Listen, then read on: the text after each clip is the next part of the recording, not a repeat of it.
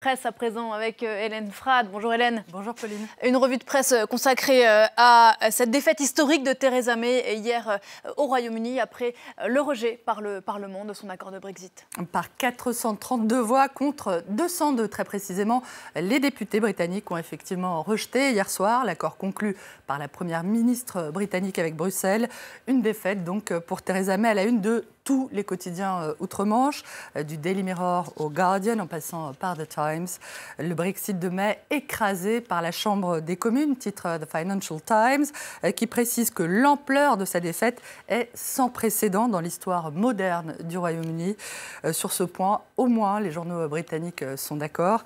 May subit une défaite historique alors qu'une partie de son camp, les Tories, s'est retournée contre elle, annonce le très europhile Guardian, qui partage, une fois n'est pas coutume, le même titre que ses confrères du journal conservateur The Times. May subit une défaite historique, répète le quotidien.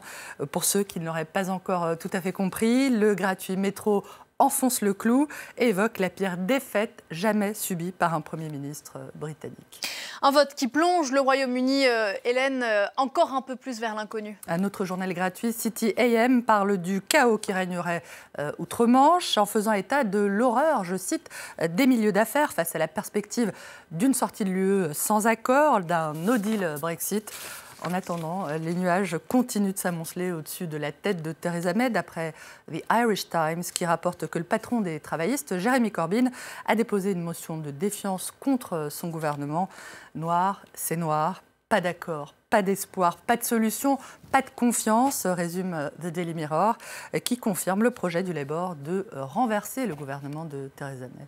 Theresa May qui a annoncé qu'elle entendrait les députés de son pays, mais qu'elle ne démissionnerait pas. Quelles sont désormais ses chances de survie politique ? Nul à en croire The Scotsman, qui la voit complètement écrasée, crushed par le vote des députés. Le quotidien écossais Pauline qui fait état aussi de la possible tenue d'élections générales anticipées. Fidèle à elle-même, Theresa May va continuer à se battre pour sauver sa vie, d'après The Daily Mail, l'un des rares à la soutenir contre vents et marées, tout comme ses confrères du Daily Express, touchés par le désarroi dismay de Theresa May, dont il salue le combat vaillant malgré la défaite. Cette nation demande l'unité à corps et à cri, mais tout ce que veut Corbyn, c'est chasser la première ministre, critique le tabloïd. Il est temps désormais que les députés, y compris du Labour, fassent leur devoir et acceptent de travailler avec elle pour trouver un nouvel accord qui satisfasse les 17 millions de Britanniques qui ont voté en faveur du Brexit, je cite. Jeremy Corbyn, le patron des travaillistes britanniques qui jusqu'ici résistent aux pressions de sa base pour organiser un second référendum. The Independent évoque les demandes effectivement de plus en plus pressantes chez les travaillistes pour le faire changer d'avis, alors que Theresa May, on l'entend, tente, elle, de le rallier à un nouvel accord, à un plan B, ce fameux plan B qu'elle disait ne pas envisager jusqu'à hier soir.